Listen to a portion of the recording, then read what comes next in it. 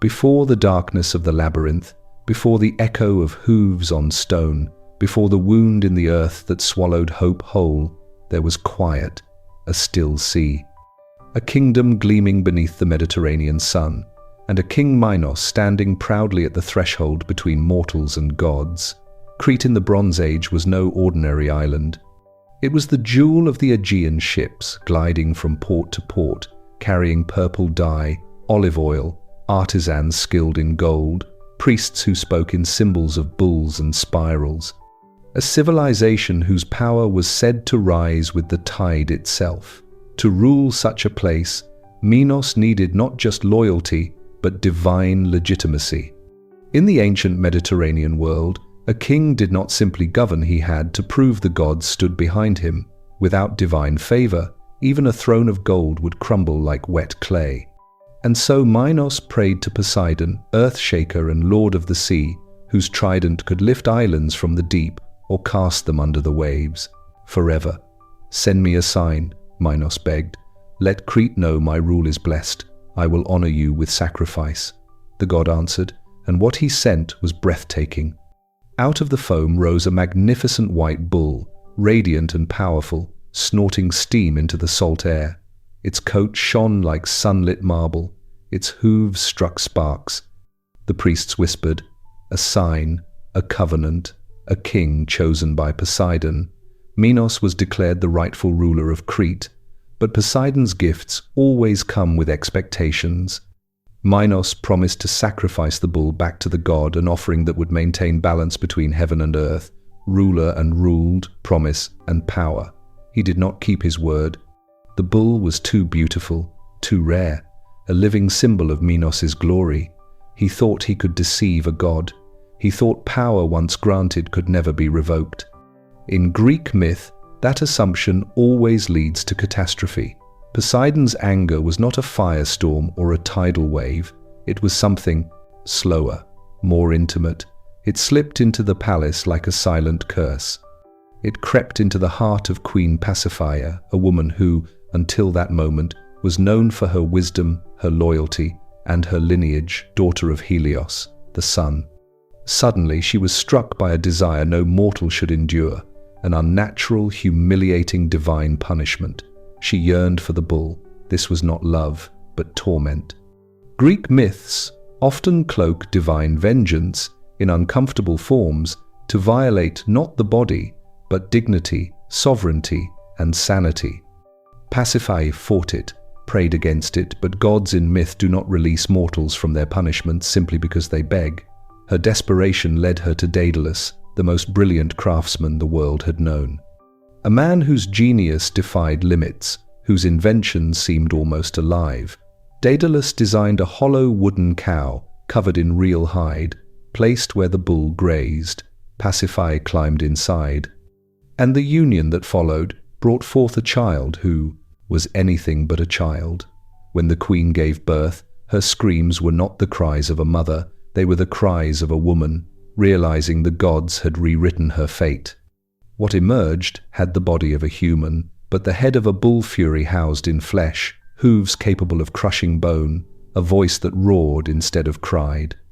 This was Asterion, but the world would remember him by another name, the Minotaur. There is no record of his infancy. No lullabies survive to tell us whether Pasiphae tried to love her son or feared him. But we know that as the child grew, so did his hunger, and it was not the hunger of man or beast. Ancient writers like Apollodorus describe a rage that could not be reasoned with, a craving that terrifies even storytellers. The Minotaur hungered for human flesh. Minos, who once basked in divine glory, now lived with a god-forged shame. A king cannot let his weakness roam freely. A ruler cannot let a living symbol of his sin wander palace halls. And so, he ordered Daedalus to build a prison, not just any prison, but a masterpiece of confinement. What Daedalus created beneath Knossos was unlike anything imagined before. A labyrinth, corridors folding into themselves, deceptive turns, rooms without purpose, paths that led always inward, never outward. Light wells that seemed to offer salvation before plunging explorers back into confusion. Ventilation shafts that whispered like distant voices. Walls that made even the bravest lose direction, lose hope, lose themselves. Some scholars today propose something startling. Perhaps the labyrinth was not fiction, but memory of the actual palace of Knossos, a sprawling, multi-level complex with storage chambers, processional routes, dead ends, and sudden drops. When an empire collapses and knowledge fades, architecture can transform into myth. A child exploring ruins centuries later might believe a monster once prowled those echoing spaces.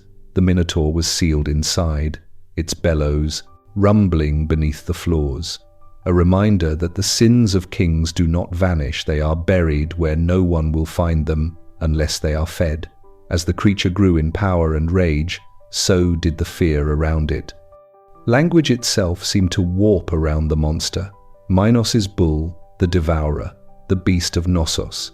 The priests counseled secrecy. The guards trembled at night. The queen avoided the lower halls. Above ground, Crete continued to shine as the most powerful naval empire in the Aegean, its ships, its wealth, its arts, the envy of all Greece. Festivals honored bulls leaping in graceful arcs over the backs of acrobats. The people danced, whole cities rejoiced. Below ground, a nightmare paced the darkness, waiting. Minos pretended everything was under control, but rumor travels faster than truth, and nothing stokes rumor like fear. Foreigners whispered.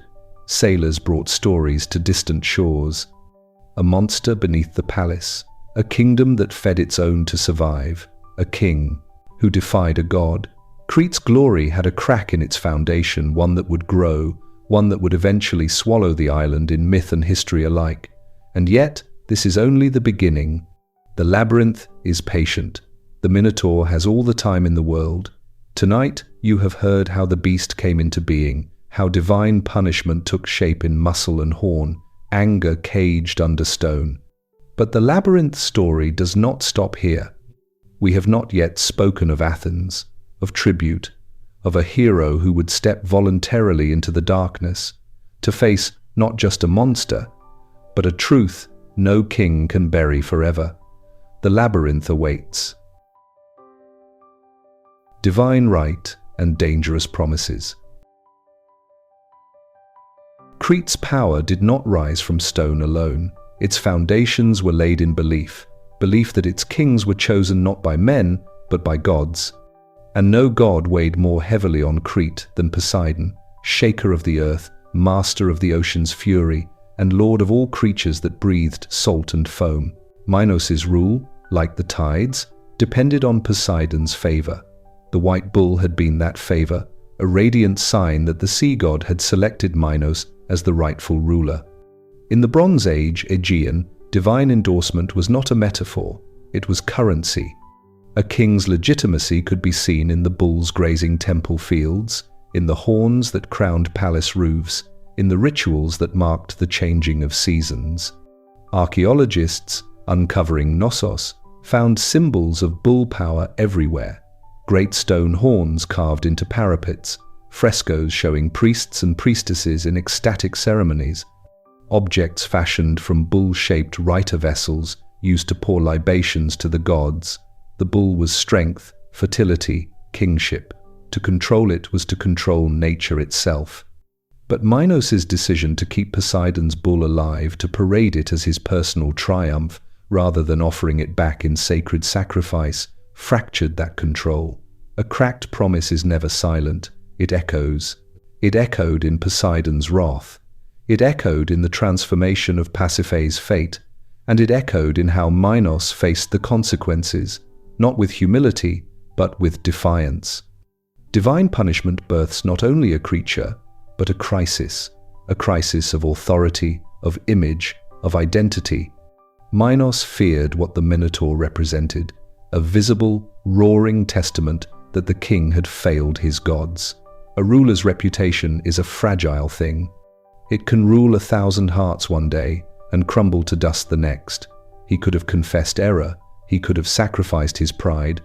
Instead, he constructed stone walls deep enough to hide his shame walls that twisted truth into mystery. The labyrinth was not only a prison for the Minotaur, it was a prison for the truth, and Minos was determined that the rest of the world would see only power. To keep dominance, Crete projected divine protection and invincibility. Their navy controlled the Aegean. Their merchants traveled from Cyprus to Egypt. Their ships carried goods and stories, spreading the image of a king blessed beyond all rivals. In legend, Crete becomes the first thalassocracy, a sea empire whose influence rippled across coastlines.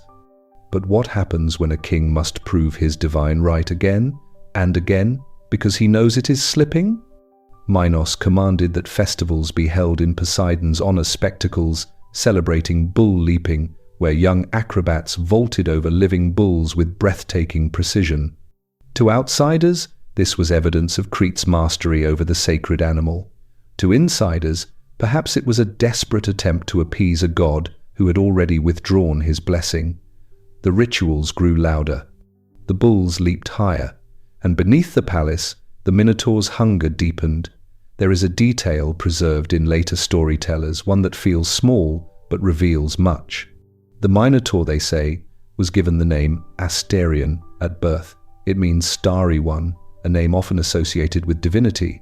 It suggests that before horror eclipsed him, he was recognized as royalty, a prince, a child of the sun. If Minos had acknowledged the Minotaur in daylight as his wife's son, and perhaps even his own, the story may have ended differently. But Greek myth rarely offers the luxury of confronting shame. The gods demand payment in full. Minos paid with fear, but not his own. He would make Athens pay instead. There is an older feud stitched into this myth, the kind scholars trace through political memory more than parchment. Crete's dominance over Athens, a power imbalance that tastes of humiliation. Athens, the city that would one day birth democracy, began instead as a subject forced into obedience. Some versions of the myth describe how Minos' own son, Androgeos, traveled to Athens for the Panathenaic Games, a festival of sport and civic pride. But victory breeds envy, and Androgeos' success provoked conflict. He was killed whether by accident, plot, or decree. Depends on who tells the story. Myth rarely names guilt clearly. It simply sets consequences in motion. Minos sailed to Athens, demanding justice. And what is justice to a king whose pride has been wounded and whose palace harbors a hunger with no end? Tribute, human tribute. 7 boys and 7 girls, young and unblemished, sent every cycle to Crete. Offered as nourishment for the monster born of broken promises, a kingdom punished not for its crimes but for reminding Minos of his own. Imagine the terror in Athens when the ships arrived, the selection by lot, families gripping their children's hands, praying the gods would pass them by, ministers debating whether to resist or accept fate. The helplessness of an entire city-state forced to feed a beast that was once meant to be a sacrifice to the gods. Collective trauma becomes myth because it cannot be held by the living alone. Minos ensured the story of his power traveled farther than any fleet. Athens could send its brightest youth into the labyrinth, but only one thing would come out: fear. In ancient societies, fear is governance. As long as Athens trembled, Crete ruled. As long as the Minotaur roared, Poseidon's silence could be mistaken for approval. But there is always a flaw in rule by terror. Eventually, someone will stop trembling. On the day a young warrior prince stepped forward in Athens, declaring he would not resist fate, but rewrite it, the tides began to shift. His name was Theseus. A board was set. A king's secret was exposed. And the labyrinth, so long a silent prison, felt the first tremor of change, because sometimes divine right is not inherited. Sometimes it is earned inside the dark. The future savior of Athens was preparing to walk straight into the king's buried sin, into the monster's jaws, into the heart of the maze where power, shame, and destiny twist together like thread. The labyrinth waits for the one who does not fear it, and Theseus had no fear left in him at all, not yet. Tribute of tears, Athenian trauma. While Crete glimmered beneath the sun like a crown of gold upon the sea, another city, Athens, lived beneath its shadow. Its people walked streets paved not only with stones but with resentment, fear, and a humiliation that seeped into the bones of every family. The waves of the Aegean did not bring prosperity to Athens as they did to Crete. Instead, every so often, the sea delivered ships that arrived like omens. They carried not goods, but fate. In every telling of this myth, the number is the same: 14 young souls, 7 boys and 7 girls, chosen not by merit or crime, but by the terrible randomness of a lottery. Innocence turned into currency, life priced as tribute. This arrangement did not begin as cold ritual, it began as punishment. Years earlier, Androgeos, the son of Minos, had come to Athens to participate in the Panathenaic Games. He was young, athletic, and beloved by crowds. His victories brought glory to Crete, not Athens, and in a city where pride runs deeper than aquifers, jealousy is not a harmless sentiment. Was he murdered? Sabotaged? Was it an accident? Sources differ. Some say Athenian competitors attacked him out of spite. Others whisper that King Aegeus himself feared the growing admiration Androgeos inspired. Truth in myth is rarely clean. Motive is enough to set tragedy into motion. Minos demanded justice, but his justice was vengeance dressed in authority's robes. He sailed to Athens with a fleet that cut through the waves like blades. Athens's defenses crumbled, their pleas held no weight. Minos punished the city not through immediate destruction but through something colder, subjugation through ongoing grief. Athens would feed the labyrinth. Imagine the dread as each tribute cycle approached, families clutching their children, bargaining with gods who seemed deaf. The palace walls must have heard thousands of whispered prayers, "Not mine." Please, not mine? Ancient writers describe the drawing of lots, a pottery shard marked with fate, a name called by trembling lips, a mother screaming, guards pulling hands apart. The chosen, dressed in their finest garments, a bitter final honor, and marched to the harbor as the city watched and broke. They boarded the ship under the watchful gaze of a black sail, no promise of return. No illusion of heroism, just fear and resignation. Some ancient sources suggest that the tribute was not simply slaughter, but ritualized spectacle, perhaps even tied to bull-leaping ceremonies. The Minotaur may represent the memory of youths lost in dangerous acrobatics before crowds that cheered strength but ignored death. History often hides cruelty beneath tradition, but myth simplifies truth into symbol. There is a monster, and it must be fed. Over time, the tribute became more than physical loss. It corrupted Athens' identity. What is a city whose youth are devoured by another? What is democracy in its seedling form when the air of freedom tastes of fear? Athens looked across the sea and saw a kingdom ruled by a man who betrayed a god, and yet they, not he, were paying the price. The injustice sickened them like a wound that would not heal. Families avoided having children near the time of the lottery. The laughter of youth grew quieter in the city's public squares. Every farewell procession stamped another layer of trauma into the collective psyche. Even the Acropolis, future symbol of confident wisdom, felt smaller then, powerless.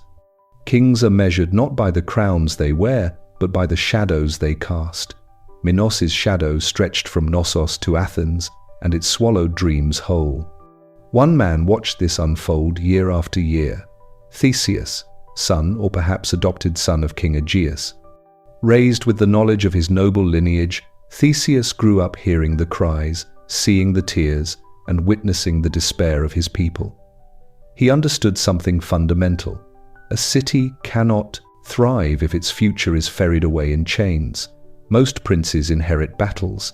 Theseus chose his. He stepped forward when the next tribute was demanded and declared, "Send me." He was not chosen by lot. He volunteered. It wasn't courage born of ignorance. He knew what awaited in Crete. Every child in Athens could picture the labyrinth, a place where hope goes to die. When a young person decides to sacrifice themselves for their people, a kingdom's heart trembles.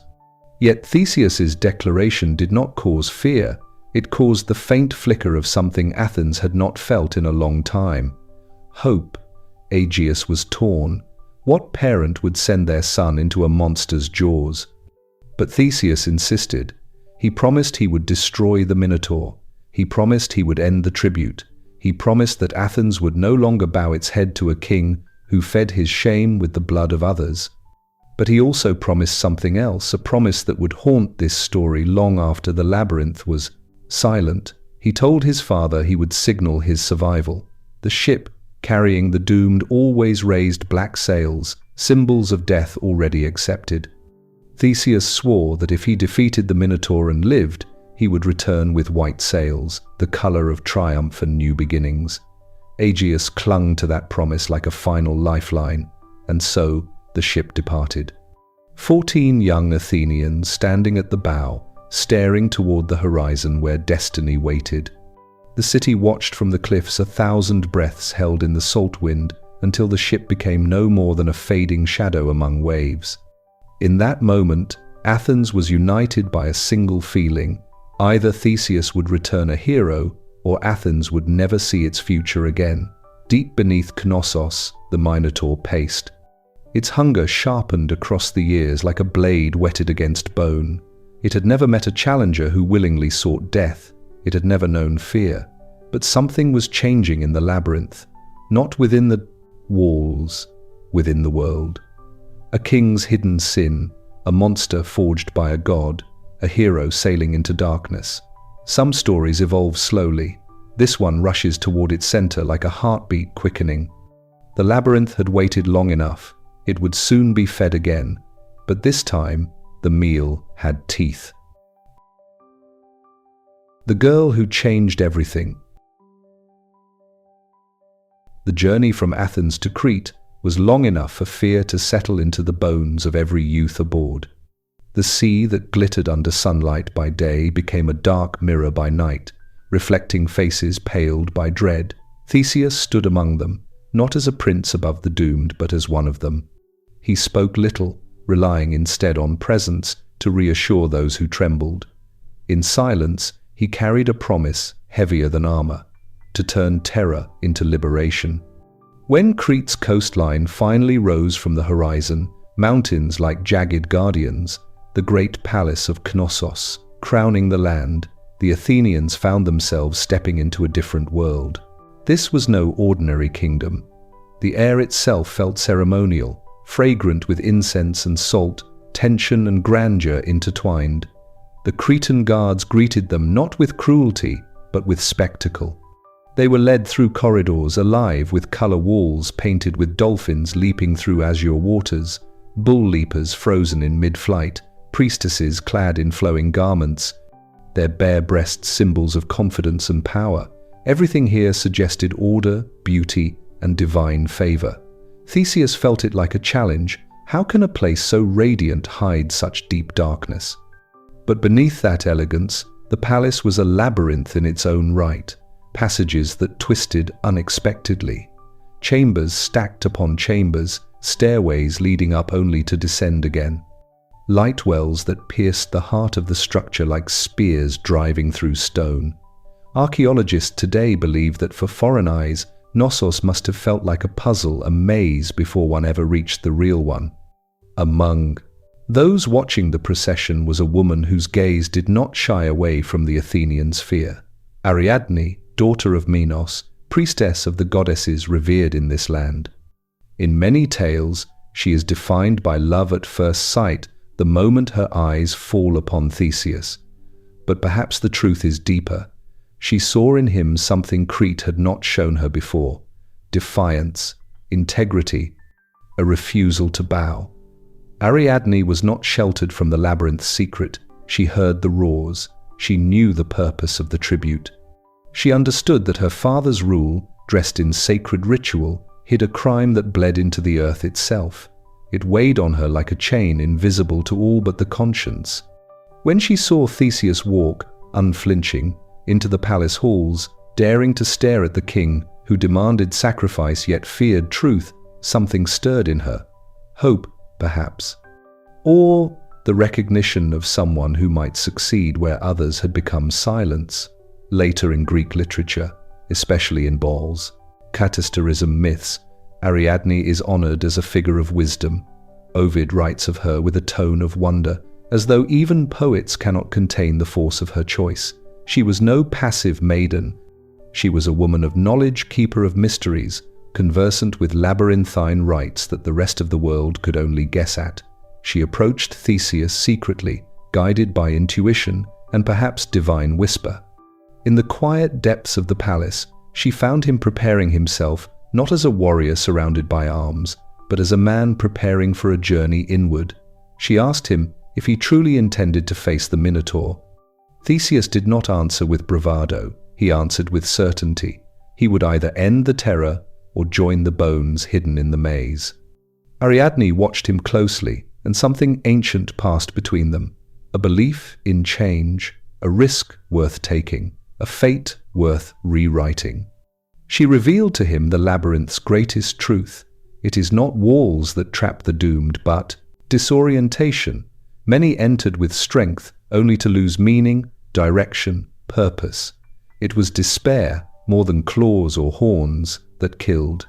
Then she gave him the instrument of clarity, a ball of red thread. In mythological symbolism, this thread becomes more than fiber. It is memory in the chaos of confusion. It is reason against the monstrous unknown.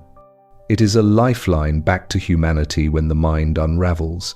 Ariadne's gift was knowledge the kind kings fear most.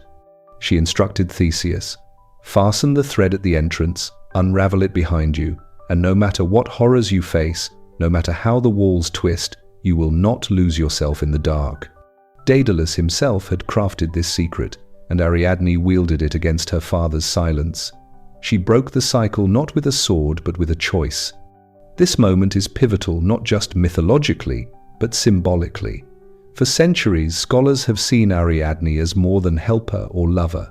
She is the guide inside the labyrinth of the mind, the one who hands courage a path home, the voice that says, "You can survive your own darkness." She asked one thing in return: take her away from Crete. Set her free from a life where beauty covered rot. Some say love fueled that request. Others say liberation was mutual, two souls breaking their chains together. Theseus agreed. At that same moment, above their heads, Minos prepared the next ritual. Priests with solemn faces, guards with spears. The people gathered, outwardly proud yet inwardly anxious, listening for what they pretended not to hear, the distant growl of a hunger not yet satisfied. Night deepened. Torches flickered against ancient brick, and Theseus, guided by Ariadne's resolve and Daedalus's ingenuity, descended toward the labyrinth's mouth, a threshold shaped like a beast waiting to inhale the living. The Athenians followed reluctantly. Their fear was too loud to hide. But behind the terror, a sliver of something impossible glimmered. Could one man change everything? Ariadne remained in the shadows, clutching hope like a secret she was afraid might break. She watched Theseus disappear downward into a place she herself had never seen, a place built from fear and silence. The labyrinth welcomed them with a breath of cold air, and beneath it, something stirred. Something that had waited too long, something that had never faced a challenger who believed he could win. In that moment, Ariadne became the unseen thread not only through stone passages, but through destiny. A king's daughter, a priestess unbound, a woman who dared to betray fear itself. She would not walk the labyrinth, but she would change how the story ends. Into the maze, the path of no return. The entrance to the labyrinth did not look like a door to death. It stood wide, solemn, and strangely welcoming, as though Daedalus had designed it not merely to confine a monster, but to deceive those who stepped inside. Torches carved shadows into shifting forms across the walls, and the air carried a chill impossible to explain in a warm Mediterranean night. The palace above was filled with music and ritual, yet down here the world held its breath. Theseus paused only once to secure Ariadne's thread to the stone frame before disappearing into the dark. The other Athenian youths followed behind, their steps trembling.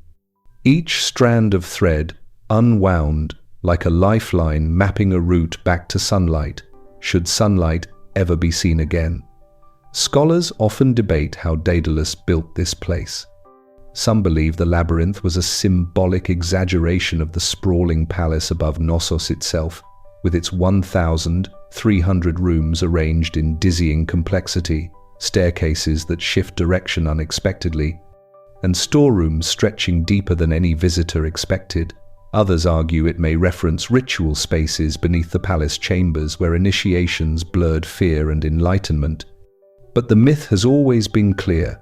The labyrinth was a place designed for disorientation of the soul. Inside, Theseus found not corridors lined neatly like palace passages, but a structure that seemed alive. The walls breathed cold. Echoes twisted sound into confusion. The floors tilted slightly, undermining balance. Even torchlight failed to fully reveal what lay ahead. Some historians suggest that Daedalus may have used sloping floors and angled geometry to confuse those walking, amplifying the terror of those trapped within. The labyrinth was not only meant to trap the body, it was meant to devour hope. Every corner proved treacherous. What seemed a clear path would split into 3, then 5, each identical to the last. Some passages led to sudden dead ends where claw marks gouged deeply into stone, grim hints of those who tried to escape by force.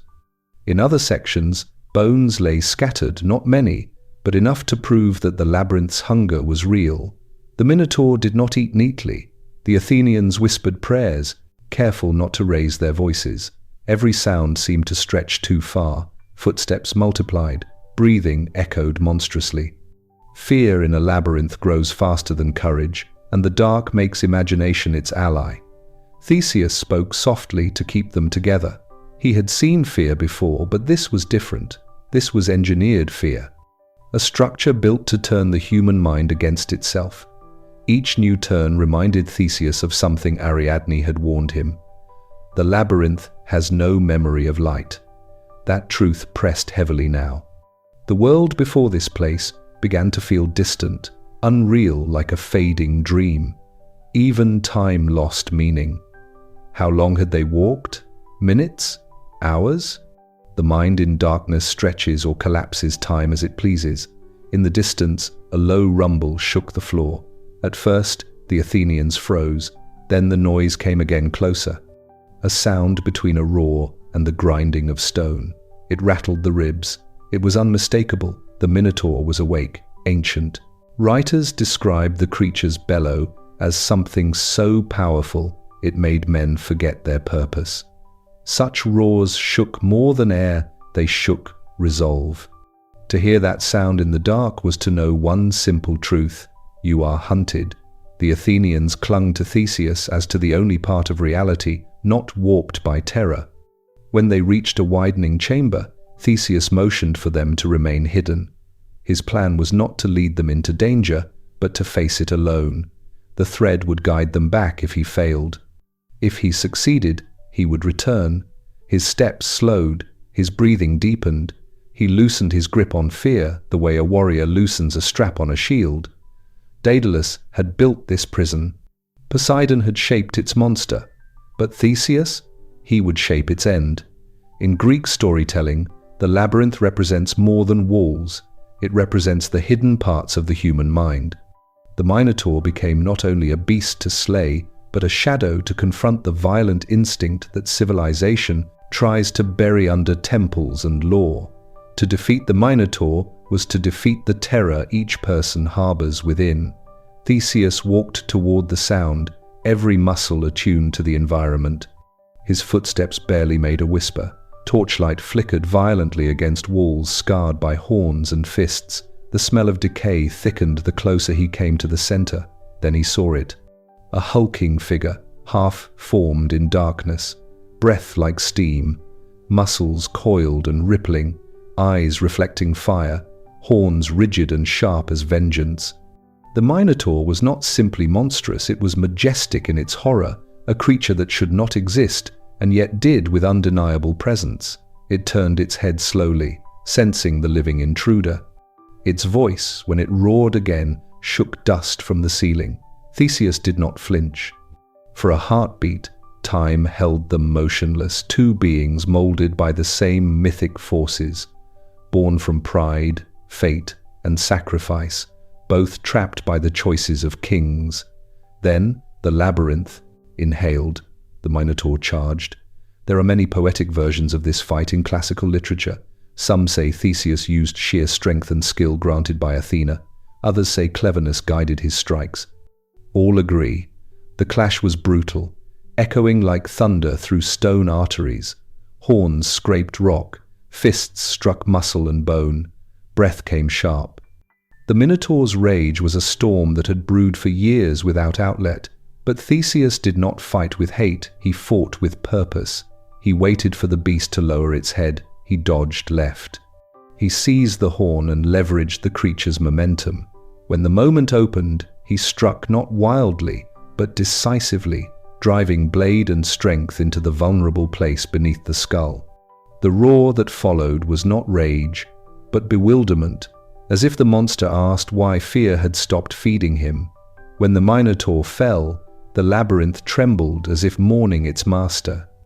The ground shuddered, and fragments of ancient stone loosened from the ceiling. Dust cascaded like grey rain, and in that shaking, something else was freed: stillness. For the first time in many years, the Labyrinth had no heartbeat but Theseus's own. He stood over the fallen creature, chest heaving. His torch flickered against the Minotaur's face, a face twisted not into fury, but into something hauntingly human. Perhaps Asterion, the starry child, had never fully disappeared. Theseus, recognizing the weight of what he had done, whispered a soft apology. Even heroes understand tragedy and victory. He lifted the thread. The path home waited. Above ground, the torches still burned in Knossos, and a woman in the shadows prayed to hear footsteps returning to her. The Labyrinth had been fed for years. Tonight, it had been starved. Escape, betrayal, and the price of freedom. When the Minotaur's final breath dissolved into silence, a new sound emerged from the Labyrinth, the distant, trembling sobs of youth who realized the nightmare had ended. Theseus followed the red thread Ariadne had entrusted to him, and as the Labyrinth's darkness gradually yielded to the faint shimmer of torchlight leaking from the entrance, the Athenians he left hidden emerged. Disbelief softening into hope. They had entered the earth, expecting to become bones beneath it. Now they walked toward life. Above them, the palace loomed unchanged, music still fluttered through its courtyards, rituals continued, and Minos slept beneath luxurious drapery, assuming everything in his world remained under his control. But beneath that illusion, destiny had slipped out of his grasp. Ariadne was waiting at the entrance, fear and faith warring in her breath. When she saw Theseus reappear, dusty and blood-marked but alive, she covered her mouth to hold in a cry. Relief and terror together, for now their escape had to begin. Theseus embraced her briefly, not as a hero greeting a worshipper, but as a human recognizing the one who made survival possible. No cheers marked their reunion, no time for celebration. Shadows still clung to their heels. Ariadne had prepared everything: a quiet path out, a ship anchored where guards would not notice. The Athenians gathered silently at the shoreline, like ghosts returned to flesh. The moon watched them flee. In some ancient versions, they left under the cover of a festival, a moment of distraction when celebration blinded vigilance. Crete's greatness, overly confident, did not expect defiance. And so youth, destined for death, slipped instead into the night, running barefoot across sand toward a vessel that represented freedom. But such escapes never unfold without consequence. Ariadne did not look back.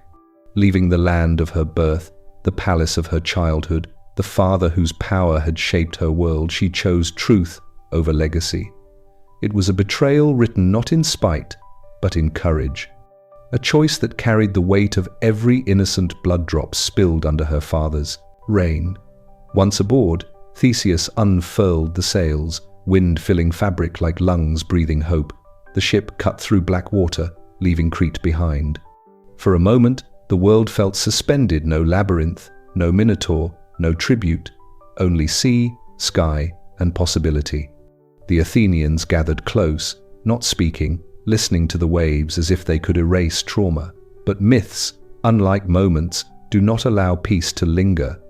There is a version from Homeric hymns that says the god Dionysus, who loved Ariadne, noticed her departure and plotted her return. Others say Minos awoke, discovered betrayal, and pursued them with rage and accusation. Still others claim a divine storm rose, driving the escaping ship to foreign shores. All versions agree. They stopped at the island of Naxos. Here, myth takes on many shapes, and each version reveals a different truth about sorrow, loyalty, and the cost of liberation. One telling, perhaps the most ancient, says Theseus, overwhelmed by his mission, abandoned Ariadne as she slept. No sword struck, no curse fell upon her, just absence the kind that feels like a blade plunged quietly between ribs. Another says Athena herself appeared in a dream and commanded Theseus to leave Ariadne behind, for she had a destiny greater than mortal companionship. And so the hero obeyed his divine patroness, sailing away before sunrise, sacrificing love to purpose. And then there is the version beloved by poets. Dionysus found Ariadne weeping on the shore and fell in love with her eternal sorrow and strength. He gilded her tears into stars and placed her crown in the sky as Corona Borealis, a constellation immortalizing not abandonment, but transformation. Theseus sailed on, carrying victory that already tasted bittersweet. Sleep does not come easily to the heroic. For the Athenians, Ariadne's absence was not discussed. They had been too close to death to judge the complexities of love and fate, but in the quiet of night, each must have wondered whether survival must always demand sacrifice, whether freedom could ever come without leaving something precious behind. The wind, once strong, faltered as they approached home. The sea, once a companion, grew heavy as if mourning, and Theseus, exhausted, slipped into sleep, a sleep he had denied himself since stepping into the labyrinth. No one aboard remembered the sails. Before leaving Athens, Theseus had promised his father, "If I survive, I shall return with white sails." But grief and triumph tangled too tightly within him. In the haze of sorrow and relief, black sails remained the color of mourning, doom, and death. Meanwhile, King Aegeus stood upon the cliffs of Athens, eyes fixed on the horizon for any sign. He had waited through every sleepless night while the tribute voyage lasted. He had whispered hope into winds that refused to answer. When a ship appeared, he looked first to the sails, the message stitched into the heavens, black, no words can convey. How a heart breaks when hope transforms instantly into despair. Aegeus, unable to bear the thought that his son had perished in vain, stepped into emptiness. The cliffs did not forgive. His body fell into waters that would forever after bear his name, the Aegean Sea. Theseus awoke to victory, and a kingdom struck by tragedy he had unwittingly delivered. The return that should have united Athens in celebration instead fractured it with grief. A hero arrived carrying a new story for his city, but he came home a son without a father. That is the paradox of ancient heroism. Victory often walks hand in hand with loss. Freedom demands a debt. Legends are carved not from joy, but from wounds. Athens would no longer kneel to Crete. But Theseus's heart, once unburdened by fear, now carried sorrow heavy enough to sink ships. He had escaped the labyrinth of stone. He now entered a labyrinth of consequence, one with no thread to guide him. Yet history and myth remembers him not for the mistakes that followed him ashore, but for the monster he faced, the people he saved, and the empire of hope he helped build. Heroes rarely emerge unbroken. It is their cracks that make their stories endure. The shadow he carried home. The sea had taken a king, the labyrinth had taken innocence. And Theseus, hailed as a liberator by his people, stood on the threshold of Athens not as a triumphant hero, but as a man weighted by consequence. The cheers that rose around him were sincere, but he could not hear them fully. Joy and grief clashed behind his eyes, for heroism does not erase the cost of the path walked to reach it. Yet Athens needed him desperately. A city once paralyzed by fear now saw the future embodied in Theseus. He had slain a monster no warrior dared face. He had broken a tribute that chained them in humiliation. He had returned against all odds alive. To the Athenians, he was proof that destiny could be rewritten. Theseus was quickly thrust into leadership, first as a symbol and then in time as king. He reformed the scattered villages of Attica into a united political body, establishing the foundations of what would one day blossom into the world's first celebrated democracy. Greek historians such as Plutarch believed Theseus to be the architect of Cynoicism, the bringing together of many into one. But power gained through saving others does not spare the savior from his own darkness. Heroes in Greek mythology do not return home unchanged. Their battles follow them like shadows cast at sunset, stretching longer than the man who makes them. The Minotaur died in a labyrinth of stone, but a labyrinth had begun to form inside Theseus. In every success, he saw his father's fall. In every admiration, he sensed the ache of Ariadne's absence. In every night, he replayed the fight, the moment he drove his blade into a creature that might once have been a prince like him, twisted by circumstance into a thing that fed on fear. Theseus had conquered the monster, but he could not forget that the monster had been created by a king's betrayed promise. A shadow thought lingered, quiet but relentless. If power corrupts Minos, will it corrupt me? A city celebrates its hero, but a hero studies his own fractures.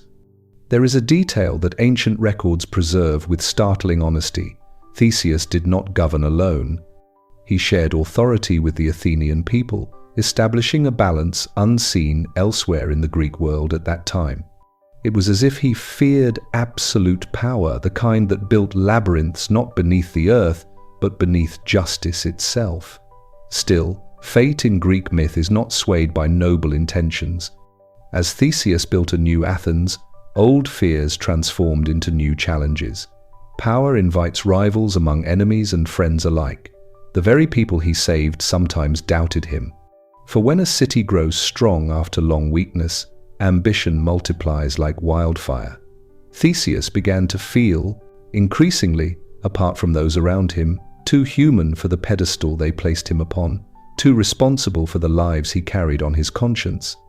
Classical writers have often noted something tragic in Theseus's later years. Unlike Heracles, whose adventures continued in mythic grandeur, Theseus's arc descends gradually, victories giving way to mistakes, passion turning into decisions that harmed those he cared for. He had lived too close to the edge of fate. He had once walked willingly into death. Life afterward felt dimmer, less defined. The labyrinth had been a physical structure. Now it was psychological. Theseus became restless. He left Athens frequently for new challenges, battles, alliances, voyages that carried him farther from the city he rebuilt. Plutarch writes that Theseus's desire to match Heracles in glory became a flaw.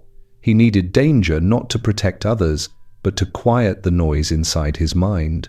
But no matter how far he traveled, he remained, haunted by what he left behind.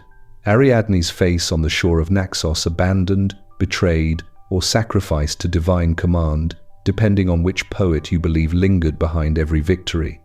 Symbols become chains, and hers was a thread that both saved and condemned him. Some versions of the myth say Theseus later married Phaedra, Ariadne's own sister, as if he sought to replace one memory with another. Yet tragedy followed that union too, echoing sorrow that Greek storytellers often embed in the fates of heroes who gain greatness through trauma. Still, despite his spiraling internal struggles, Athens flourished. A kingdom once defined by fear was now a rising power, and future philosophers would look back and credit Theseus with planting the first seeds of equal voice and civic unity. His legacy, even through flaw and shadow, shaped millennia of governance to come. But legacy and peace rarely coexist in mythology. Late in life, Theseus faced a reversal familiar to tragic heroes. The same people who once lifted him now questioned his decisions. He had given them freedom, and with freedom comes opinion, dissent, and challenge. The city that owed him its salvation also became the city that judged him. Greek myth teaches a stark truth. The higher destiny elevates you, the steeper the fall it prepares. Theseus's death, shoved from a cliff by a local king on the Isle of Skyros, mirrors the fate of Aegeus in painful symmetry. Father and son, both falling into the sea, both victims of a world that turns rapidly from devotion to doom. There, at his end, Theseus was no longer a king or a savior, simply a man swallowed by a fate he had once believed he could outpace. And that is where his story reveals its deepest meaning. You may escape one labyrinth, but another always waits. Athens would later honor him with statues, temples, and memory polished into glory. But statues do not show the weight engraved inside him, the burden of heroes, who win by losing something essential. Theseus's victory over the Minotaur became a symbol of human triumph over chaos. Yet, his life reminds us that chaos is not defeated once and for all. It shifts, it returns. It takes different forms inside and outside. The greatest monsters may not be those we fight in darkness, but those we invite to remain within us afterward. The monster beneath the crown. Far across the sea from Athens, beneath the same moonlight that watched Ariadne's departure, the palace of Knossos awakened to horror. The tribute ship was gone. The labyrinth was eerily silent. And Minos, the king who once commanded divine respect, realized the truth he had tried so fiercely to bury. His monster was dead, and his daughter had vanished with the very people he sought to destroy. Pride is a fragile shield. It can crack without making a sound. Minos walked through the grand halls of Knossos, frescoes glowing in torchlight, columns painted crimson, the familiar smell of rich incense clinging to his garments, and for the first time, these symbols did not comfort him. They mocked him. Power, once unquestioned, now trembled like a lone flame in a storm. A ruler's fear is more dangerous than a monster's hunger. For years, Minos had convinced himself that the Minotaur was justice, divine punishment for Athens, a living instrument of order. But the labyrinth had been more than prison. It was a monument to his shame, a constant reminder that the god he once sought favor from now judged him with scorn. The death of the beast meant that the truth Minos poured stone over, had risen from the depths. In some ancient accounts, Minos blamed Daedalus first. The architect who built genius into walls was accused of betrayal. Guards swarmed toward Daedalus's quarters, only to find his room empty. The brilliant craftsman had already fled, escaping with wax and feathers in a tale that would survive just as powerfully as Theseus's. The labyrinth had not only contained a monster, it had contained Minos's control. With its defeat and Daedalus's escape, cracks formed in the pillars of authority. Political myth encoded a deeper history beneath its drama. Around the time the Minotaur story circulated, something catastrophic happened on Crete, something archaeology still pieces together from ash and ruin. Destruction layers tell of earthquakes so violent they shattered palace walls. Tsunami evidence points toward a disaster possibly tied to the colossal eruption of Thera Santorini, one of the most powerful volcanic explosions in ancient human history. Ash spread through skies, crops failed, famine spiraled through the once great island. The gods seemed to roar louder than any Minotaur. Minos's fleets, once unstoppable, faltered. Rivals rose.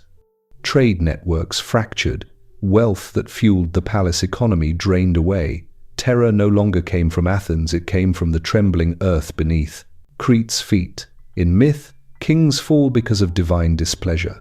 In history, kingdoms fall when nature withdraws its mercy. The Minoan civilization, which flourished for centuries with grace and mastery, entered decline. The Mycenaeans, mainland Greeks who once looked to Crete with awe, now arrived with swords. They seized palaces, appropriated religious practices, and absorbed political power. Linear B tablets found in Knossos show Mycenaean administration suddenly replacing local script. The conquerors wrote the next chapter. Minos did not live to see Crete's final collapse, but the myth gives him his own tragic ending. According to Diodorus Siculus, Minos pursued Daedalus to Sicily, obsessed with reclaiming vengeance. There, the king who once basked in Poseidon's blessing was murdered, drowned in a bath by those who saw tyranny instead of divinity. Poseidon's bull had granted him the throne. Water, as ever, reclaimed what it gave. In Greek storytelling, tyrants always fall, not because mortals revolt, but because the cosmos restores balance. The Minotaur was never the true monster, merely the symptom. The real horror lay in a king who fed children to his own sins. Some scholars argue that the Minotaur myth emerged partly as Athenian propaganda, painting Crete as cruel so that Athens could define itself as righteous. But beneath political spin, the tale confronts an eternal truth. When leaders hide shame beneath monuments, the cracks climb upward until the crown collapses. Crete's palaces, once the pride of the Aegean, slowly decayed into silence. Hallways that once echoed with ritual music became tunnels of dust, bull-leaping courts filled with weeds. Grand staircases crumbled, swallowed by time, yet the grandeur remains in fragments. Walls painted with swirling patterns of sea and spirit, figurines of priestesses standing with determination.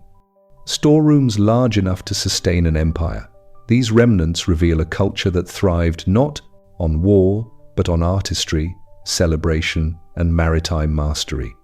It is tragic that the legend attached to its downfall is one of monstrosity, but perhaps legends cling to the moments when a civilization forgets what made it noble. The story of Minos and the Minotaur reverberates because it shows how denying responsibility transforms leaders into monsters more horrific than anything sealed beneath stone. The Labyrinth did not betray Minos. Minos betrayed himself, and in the end, the Labyrinth, a reflection of his own deception, became the structure that outlived his rule. Stone holds memory long after mortals forget, and Knossos still stands, a riddle carved into the earth. Who was the real beast, the one who was born monstrous, or the one who became so through choice? History does not answer with certainty. It lets ruins speak softly while myth echoes loudly. And as Crete faded into the twilight of its former glory, the story of its king became a warning whispered across seas and centuries. When power feeds on fear, it eventually feeds on itself. The labyrinth of memory, art, ritual, and the beast that survived.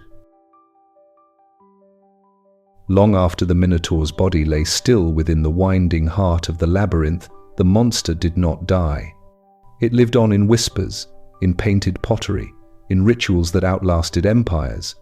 Memory is more persistent than flesh, and in ancient Greece, where every story held the weight of a lesson, the Minotaur became a shadow cast across generations. Artists first gave the beast immortality. On black figure vases, Theseus is shown grappling the Minotaur with a confident grip, pinning him beneath the symbolism of Athenian victory. These images were not decoration, they were a political proclamation. Every symposium where wine was poured from jars adorned with the hero's triumph reinforced the narrative. Athens was destined to rise, Crete was destined to fall. Culture, not merely weaponry, claimed dominance. The Minotaur's form shifted, from terrifying to almost pitiable in some depictions, as if artists sensed a tragedy behind the horns. His eyes, once symbols of rage, softened into something more human. This transformation suggests a culture learning to grieve even its enemies, recognizing the monster as a product of injustice rather than pure evil. Rituals, too, preserved the story's core. The Pyrrhic dance, performed in Athens, mimicked the movements of warriors winding through twisting paths. Some argue it reenacted Theseus's navigation of the labyrinth. Bull imagery remained central in Greek worship, echoing older Minoan traditions. In Crete, for centuries after the fall of Knossos, religious practices still involved vaulted horns and bull iconography, showing that even when myths shift politically, the sacred symbols remain rooted deeply in collective consciousness. Philosophers later found fertile ground in the tale.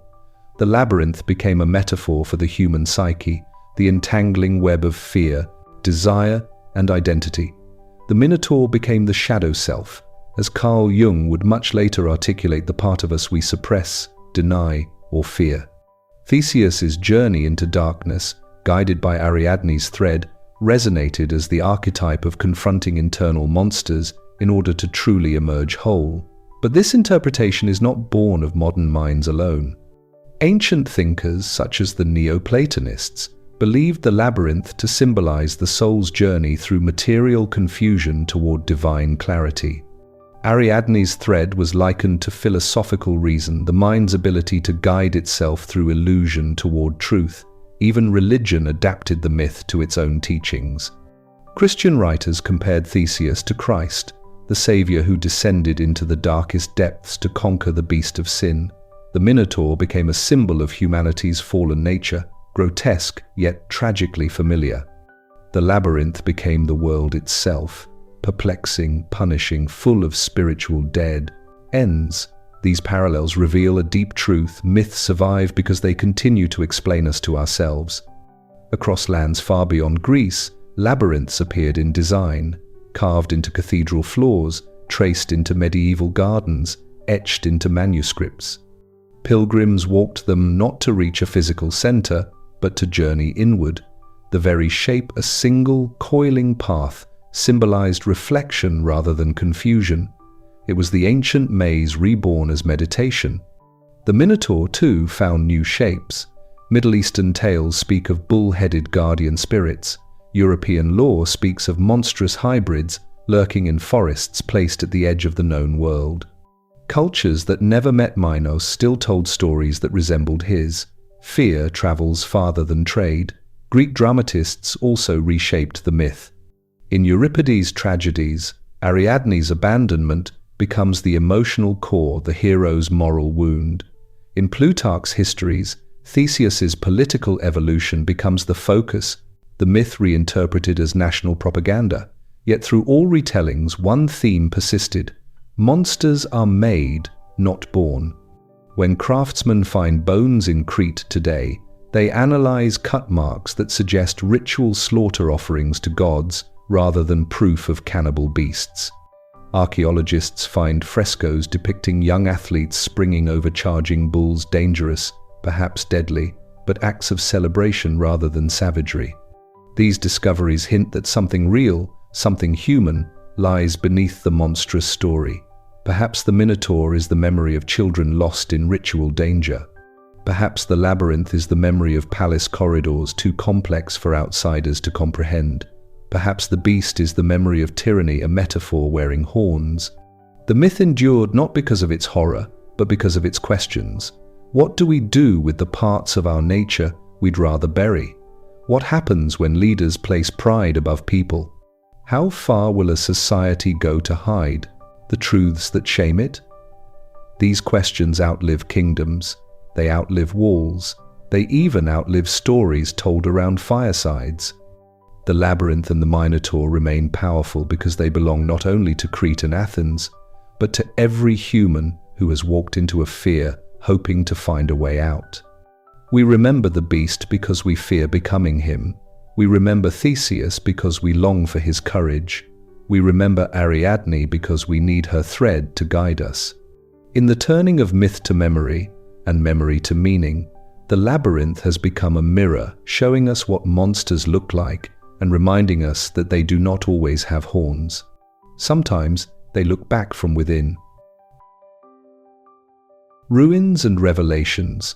Archaeology breaks the spell. For thousands of years, the story of the Minotaur wandered through human imagination like a restless spirit, part nightmare, part cautionary tale.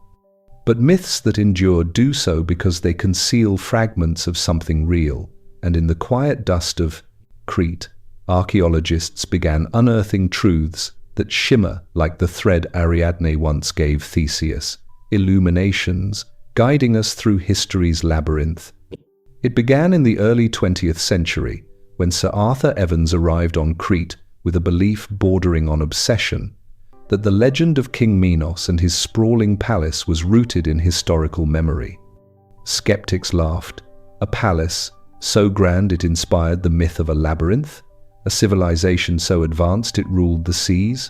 Surely fantasy. Then the ground split open and disagreed. With brush and trowel, Evans and his team uncovered Knossos, a palace of staggering complexity.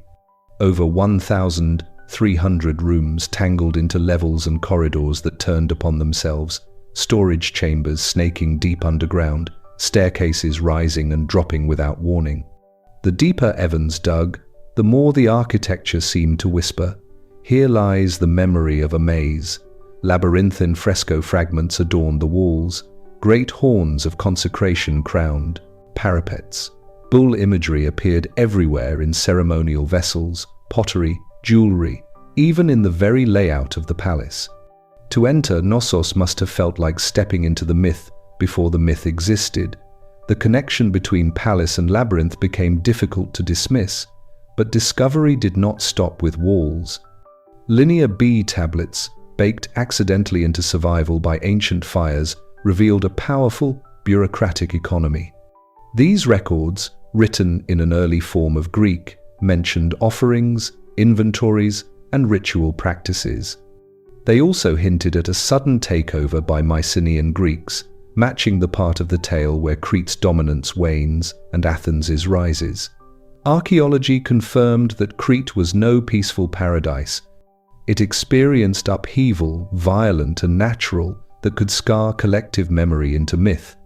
Geologists traced devastation back to a colossal event, the eruption of Thera, modern-day Santorini, sometime around the mid-2nd millennium BCE, one of the largest volcanic explosions in recorded history.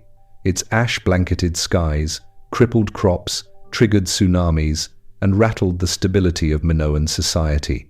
The sea, once Crete's greatest ally, turned against it.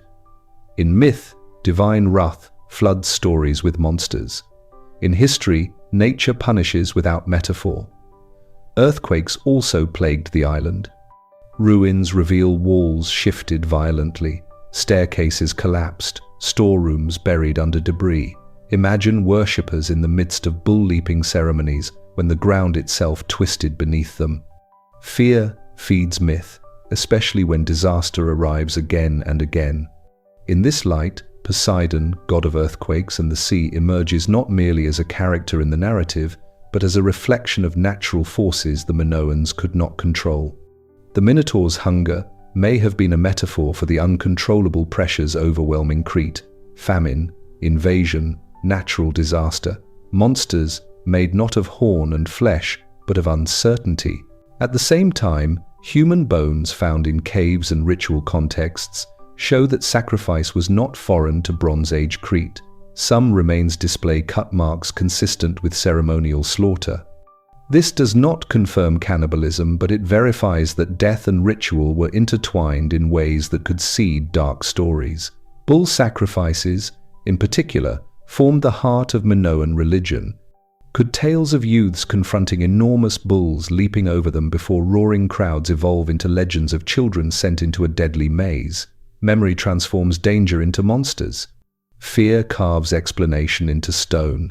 And then there is Daedalus, the brilliant inventor, whose maze changed destiny. While the wooden cow and flying wings belong to myth's artistry, archaeological evidence of advanced engineering at Knossos is undeniable. Complex ventilation systems, drainage networks, and pulley mechanisms surpassed contemporary designs. The palace was a marvel, a testament to the human mind's ability to solve problems and create them. Technology can protect us from disaster, or it can conceal the consequences of our choices. The more historians peeled back the layers of the past, the more Crete's reality merged with its legend. A king who lost divine favor, a city rich in art and ceremony, a labyrinth of halls bewildering enough to trap imagination, a disaster so traumatic it birthed gods of vengeance, a crisis so profound it needed a monster to explain it. Myths are not lies, they are truths told through the voice of awe and fear. To understand the Minotaur is to understand how humans remember suffering, not as facts, but as stories with teeth.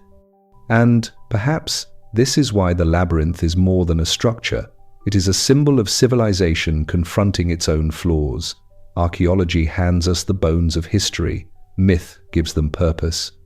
Together, they reveal the complexity of a society that soared high enough to impress gods and fell hard enough to believe. Gods struck them down. Knossos today stands as a ruin, open to sunlight. Tourists wander halls. Daedalus would have kept secret, choosing paths freely, where once every turn meant life or death. The Minotaur does not roar here anymore, yet the stillness carries a memory of a beast that once embodied fear and a hero who cut his way through darkness to bring back dawn. In the end, archaeology did not destroy the myth, it sharpened it. Every discovery offers a quiet revelation. The Minotaur was real, not in the way of horns and hunger, but in the way of horror, remembered and retold until teaching replaced terror. Stone forgets nothing, and neither do the stories carved into our collective soul. The Eternal Maze: How the Myth Evolved Across Civilizations. The Minotaur may have died in the darkness of the labyrinth, but the labyrinth stayed alive in the human imagination, spreading far beyond Crete, adapting like a living idea. Myths rarely remain where they are born. They travel, carried by sailors, sculpted by artists, reshaped by philosophers, adopted by new religions, seeking metaphors for the condition of the soul. Rome was the first great transformer of the Theseus legend. Latin poets like Ovid turned the tale into grand emotional drama, shifting the spotlight to Ariadne, her heartbreak on Naxos, her tears beneath a sky that would soon immortalize her crown as a constellation. Ariadne became the tragic star Theseus, the flawed hero, and the Minotaur, a reminder that even glory casts a long shadow. The Romans also wove the labyrinth into architecture. Grand villas featured mosaic floors with coiling patterns that could be traced endlessly, symbolic defenses against evil spirits, or meditational journeys representing the complexity of life. At the center of many lay the Minotaur, trapped forever where power and fate intersect. A monster-turned motif, a caution sealed in beauty. As Christianity flourished, the myth was reinterpreted through Apostan's new spiritual lens. The labyrinth became the world itself, bewildering, tempting, full of pitfalls. The Minotaur represented sin, and Theseus, the savior figure who descended into earthly darkness to conquer what enslaved humankind. Medieval theologians saw Ariadne's thread as faith, the guiding force that keeps a soul from losing itself in moral confusion. Churches in Europe incorporated labyrinths into their floors, such as the famous one at Chartres Cathedral. Worshippers walked its winding paths slowly, in contemplation, a symbolic pilgrimage toward God, undertaken not on distant roads but within the self. Thus, a monster once feared became a symbol of inner transformation. Across continents, the labyrinth appeared in forms eerily similar to those of Minoan origin. In northern Europe, stone labyrinths were laid out near the sea, possibly as rituals for safe passage or as traps to hold malevolent spirits. In India, rock art featured winding pathways echoing the same spiral motif. In the Americas, indigenous traditions utilized labyrinth shapes to represent emergence from the underworld. The motif had escaped the island, and perhaps this should not surprise us. Labyrinths resonate because humans understand confusion intimately. Life often feels like corridors twisting beneath our feet, some paths leading nowhere, others looping back to where we began. The story of someone finding a way out and bringing others with them strikes at a universal longing. The Minotaur's symbolic power also transformed with time. Renaissance artists returned to the raw fear of the beast, portraying him as a towering brute driven by appetite.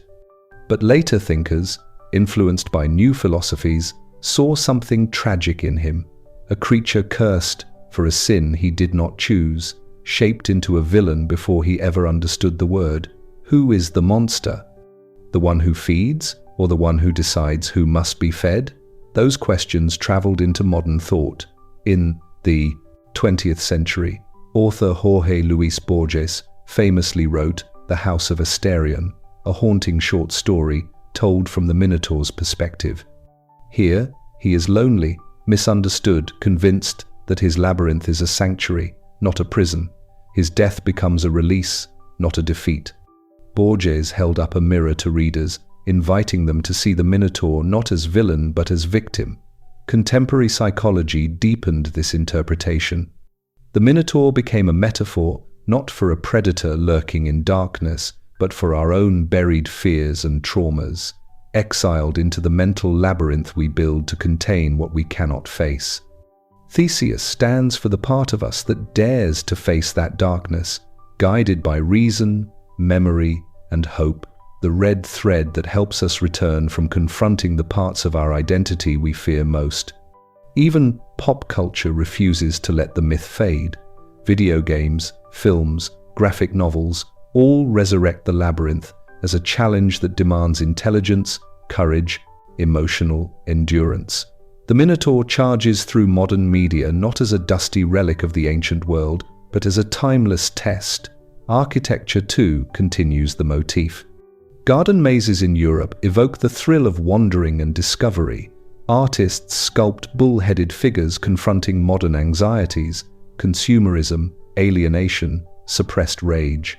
Museums display artifacts excavated from Crete, delicate pottery, bronze figurines, colorful fresco fragments reminding us that even in ruin, beauty survives. And then there is the biggest transformation of all. The myth has become a tool for understanding history itself. Archaeologists, historians, seismologists, and anthropologists work together like storytellers in a new age, examining ruins, analyzing volcanic ash, decoding tablets and genetic material, unraveling thread after thread until myth and evidence begin to overlap. We no longer ask whether the Minotaur existed as a creature. We ask what human experience demanded such a creature in story. We ask why a king's shame had to be buried in walls of confusion, why a city's fear had to take the shape of a monster, why a hero's victory required the weight of grief. The labyrinth represents the complexity of truth, not linear, not simple, but winding. And though Theseus escaped the maze beneath Knossos, humanity has never truly stopped walking inside it. Each culture redraws its walls, repopulates its center, and sends a hero inward to face what must be confronted. Perhaps that is why the myth has endured longer than kingdoms, longer than languages, longer even than the stones that once held the Minotaur captive. Because the monster never belonged solely to Crete, or Athens, or Greece. It belongs to every one of us who has ever looked into the dark and seen something staring back. Tonight, as we approach the end of this story, we realize that the labyrinth is not a place, it is a question, one that waits silently in the human heart, generation after generation. And the Minotaur, patient as time itself, waits for our answer. The final thread, a controversial ending. The labyrinth is quiet now. No echoes of hooves, no terrified footsteps, no roars vibrating through the stones. But silence does not mean emptiness. The world may forget facts, but it never forgets fear, not truly.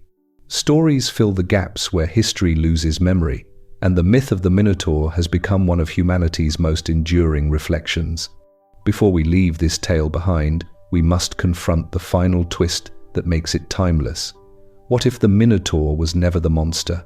What if the labyrinth was never the prison? What if the real horror stood in sunlight, wearing a crown? Myths are not created to entertain, they are created to warn. King Minos received divine blessing, and through pride, he turned it into tyranny. He hid his shame beneath architectural genius. He forced fear into the hearts of strangers to protect his own image.